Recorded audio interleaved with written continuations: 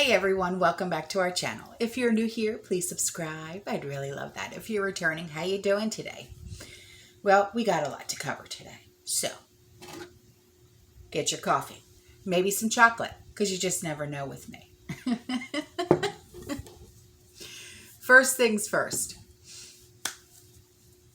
We are starting a newsletter, as everyone knows. So, in the description box below is Trish's email address.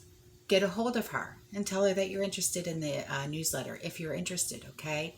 Because that's something new that we're going to be starting, and the first newsletter is going to be going out by September 1st. So, ask me about our monthly newsletter. See the sign? Here's your sign. I know. But anyway, here's something else. She wanted me to give you her opinion on something, and I'm in agreement with her because a lot of you have even said this, okay? She said, this is my opinion. I hope people can see what this really is all about. Again, a recall for listeria and salmonella, and shrimp recall the other day for the same thing. Is there a food type they won't hit? That was a rhetorical question. From spices to hot dog buns and everything in between. Really? Folks, it's not about a recall. It's about distractions to change your focus or delay your progress. Keep stacking to the rafters. So, I will leave that link in the description box below for another recall. I mean, it's like, you know, it's getting to be one of those. Also,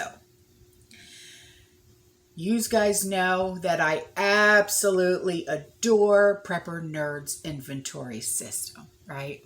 So, he has this new thing, okay, and it's free for those of us that use his system, okay? It's Prepper Deals service that he's offering.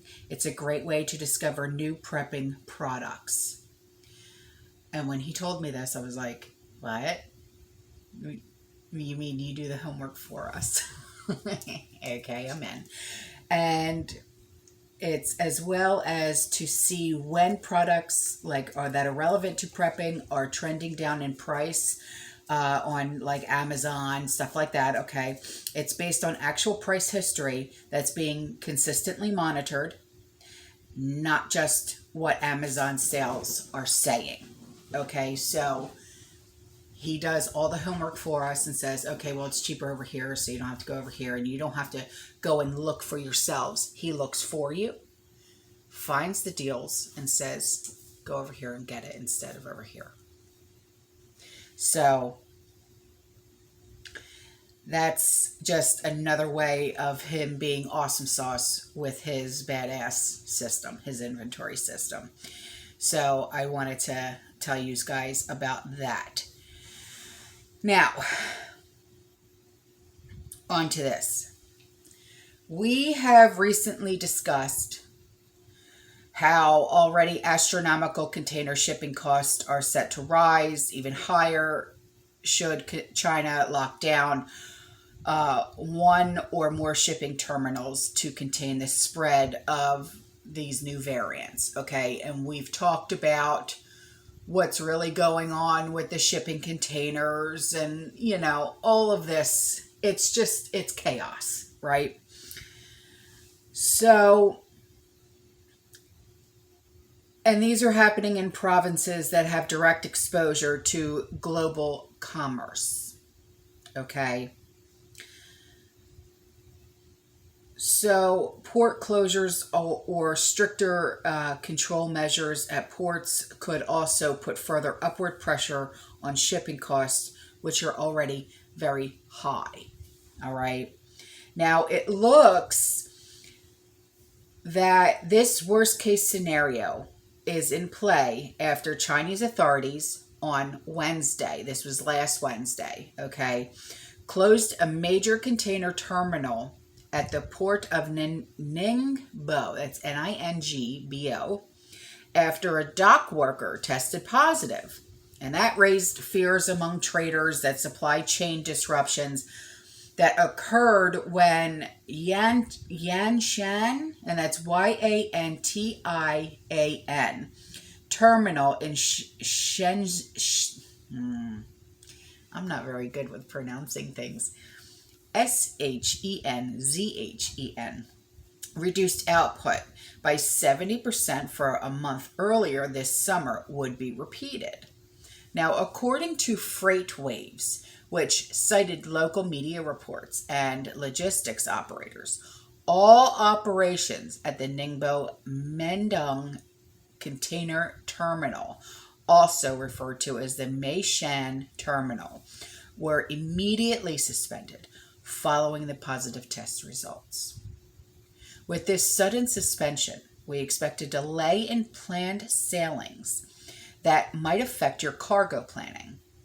Please know that we are working on alternatives and hope for your understanding on a matter that is beyond our control. So, okay, but the shipping costs are already going up and up and up and up, but they want us to be understanding. I know it's beyond their control, but wow. There are 5 container terminals in Ningbo. The port's decision to shut down vessel and gate operations for at least a day effectively eliminated 20% of the port's capacity. Now, Ningbo is the third largest container port in the world after Shanghai and Singapore, but the busiest port in the world by volume. It handled more freight in the first 7 months of this year, 18.7 million 20-foot equivalent units than any other port in China, the Ministry of Transportation said last week. Ooh, that's a lot. The consequences of the shutdown are already apparent. On Thursday, Mediterranean Shipping Company pushed back estimated arrival times for 2 vessels departing in Ningbo to the U.S. The MSC Danit, that's D-A-N-I-T, on the Sukhoi service is now scheduled to arrive on the U.S. West Coast on September 15, and the Maersk Seville on the Lone Star service and part of the 2M Alliance will arrive at its first East Coast port on October 2nd, according to an updated schedule that was issued last Thursday.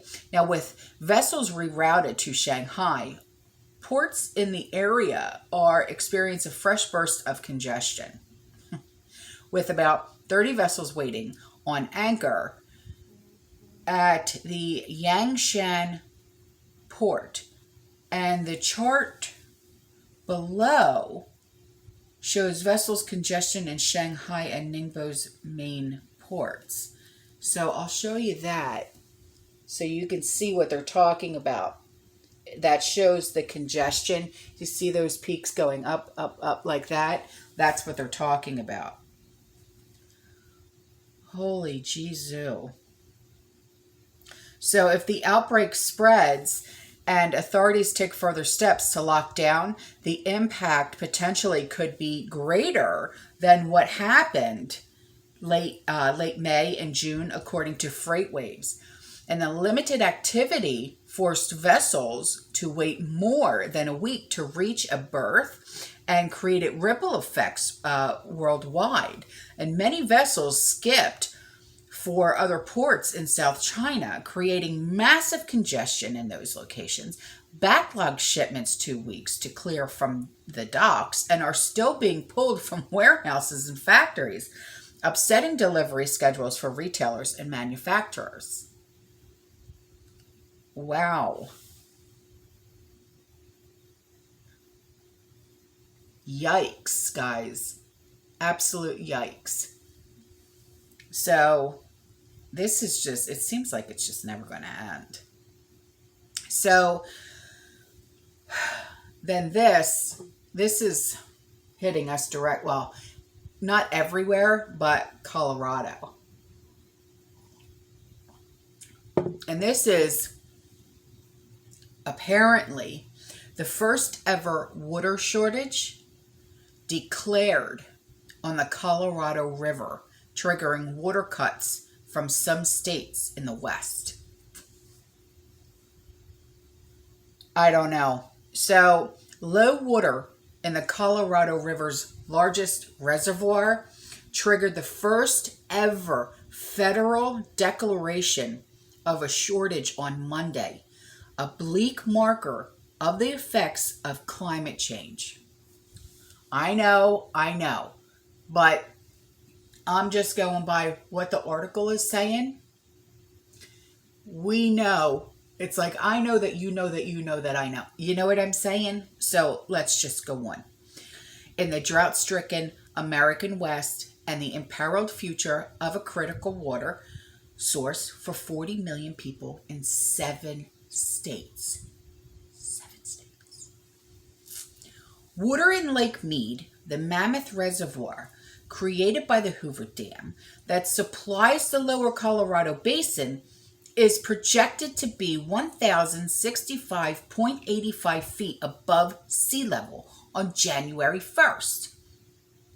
Nearly 10 feet below a threshold that requires Arizona, Nevada, and Mexico to reduce their consumption in 2022.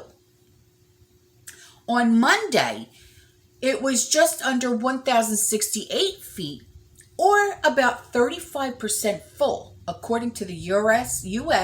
Bureau of Reclamation, which manages the water that states and Mexico have rights to use. We are seeing the effects of climate change, don't say it, in the Colorado River Basin through extended drought, extreme temperatures, expansive wildfires, and in some places, flooding and landslides. So, and now it is the time to take action and respond to them. The declaration of a so-called Tier 1 shortage. I've never heard of this, so if you've heard of this, let me know and explain to it, because I don't get it, right? So, was expected on a river whose flows have been over-allocated for a century and rapidly declining since 2000, the year 2000. And it was staved off by agreements under which states cut their water use. But the announcement still came as a blow at the end of a summer of extraordinary heat in the West. Everybody's experiencing this extreme heat. Everybody. I mean, it's so, like, even here, it's so hot. You can't even walk outside. You feel like you're suffocating. I mean, the past few days it's been raining, yeah, but still, I mean, when it doesn't rain, it's like 110, 115 degrees. It's terrible. So, as well as a harbinger for further cuts that may in the region view as inevitable, this drought is like a boa constrictor. It is, because you feel like it's terrible. It just keeps getting tighter every year. And that was said by Tom Davis, and he's the president of Agribusiness and Water Council of Arizona, a state where some farmers will feel the cuts. All farmers are feeling it. All farmers are. They're having to make the decision on what plants they're going to water. They're deciding on, well, I'm going to water my trees because they produce year after year after year, instead of watering like tomato plants. So that's why I had done that one video on there's going to be a ketchup shortage.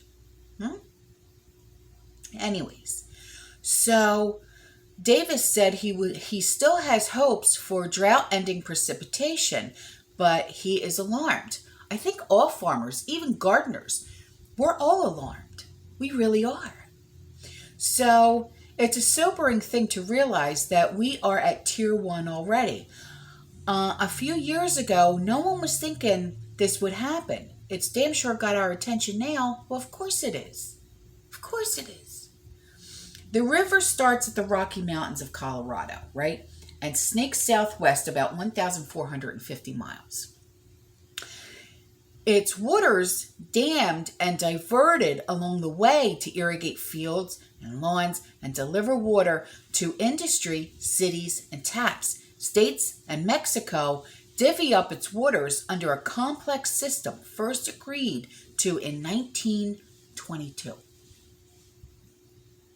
But the flow has rarely been sufficient. Allocations were made following a period of unusually heavy precipitation, meaning we've been living beyond our means in terms of water delivery compared to water availability.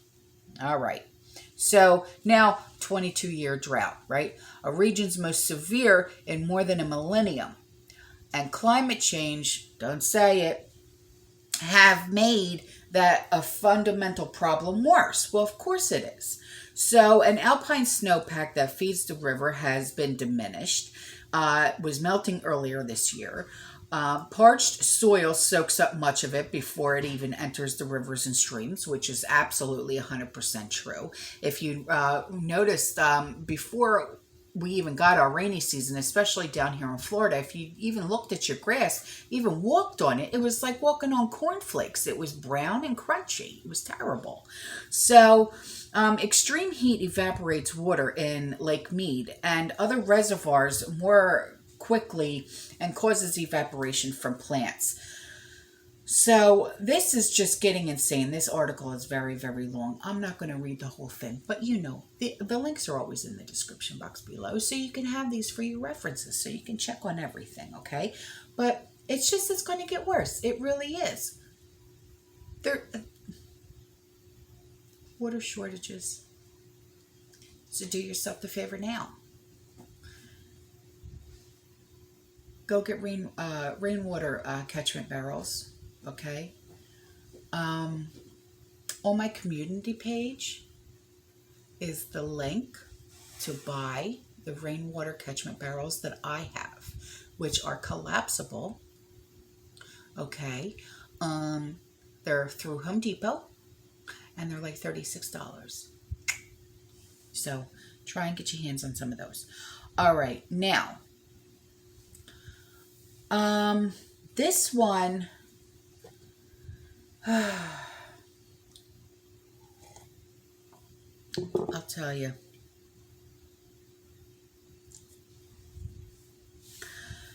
I don't know.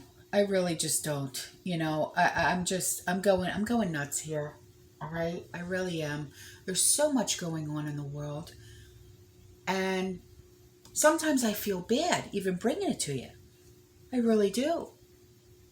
Because I've said this before. Sometimes I wake up in the morning and I'm like, I don't even want to look at my phone. I don't want to even look at my tablet. It's a good thing I don't even really know how to turn on my laptop, because I don't want to see what news is coming at me today. It's terrible. Anyways. So, I know that we've all recently been going to the grocery stores. Whether it's Walmart's, Target's, Winn-Dixie, Publix, ShopRite, whatever. I don't know all the, okay. I don't know all the names of the shopping grocery. Okay. I'll go on. So anyways.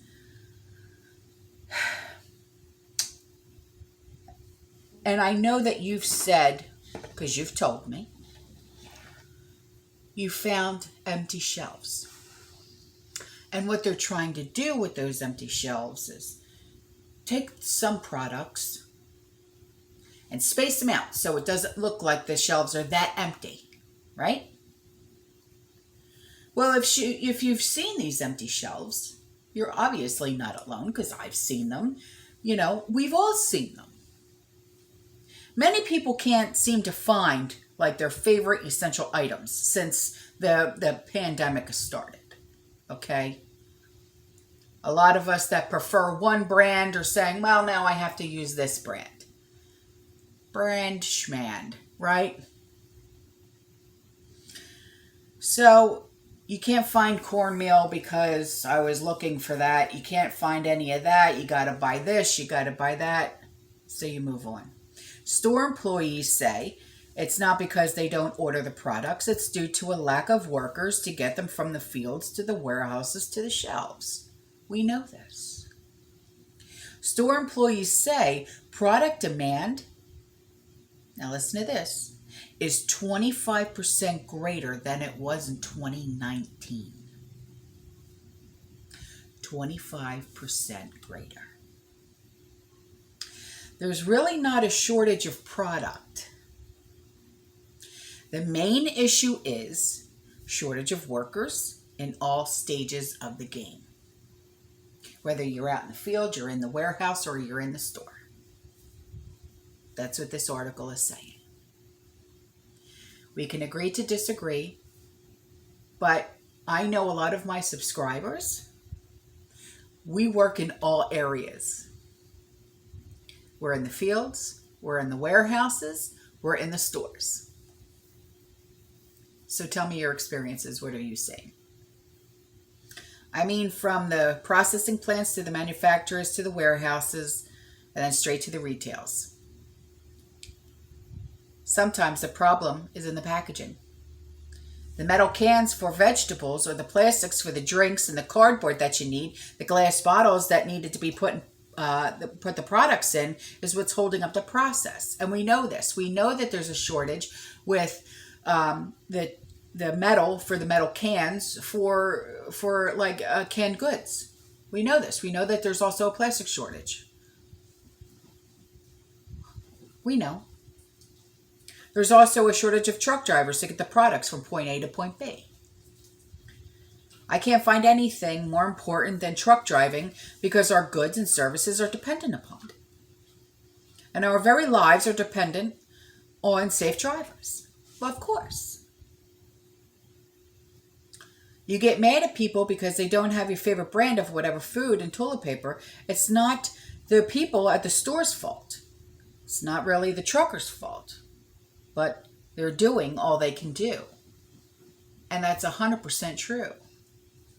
It's not like the cashier at Walmart's is saying, it's not happening. So regulations set in place to ensure the safety of the truck drivers are also ironically contributing to the driver shortage. They can also only drive so many hours per day, and with GPS, now we have the ability to know whether or not a particular truck and driver are driving more than is safe. Barely more than a year after the virus caused the steepest economic fall and job losses on record. The speed of the rebound has been so unexpectedly swift that many companies can't fill jobs or acquire enough supplies to meet pent-up burst of customer demand. We've seen it even online. Out of stock, out of stock, out of stock. The worker shortage in many industries is causing employers to raise wages and in some cases raise prices to offset their higher labor costs. Well, that's called inflation, and soon it'll be hyperinflation.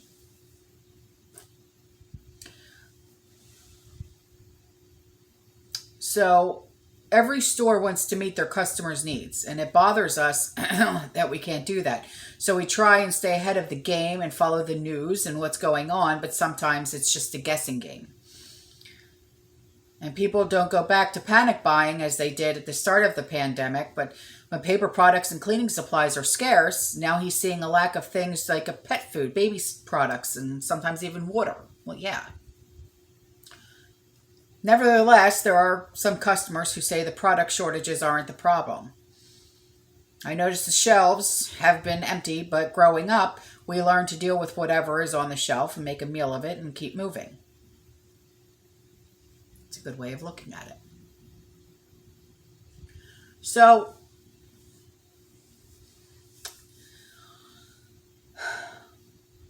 there's so many different ways you can look at this.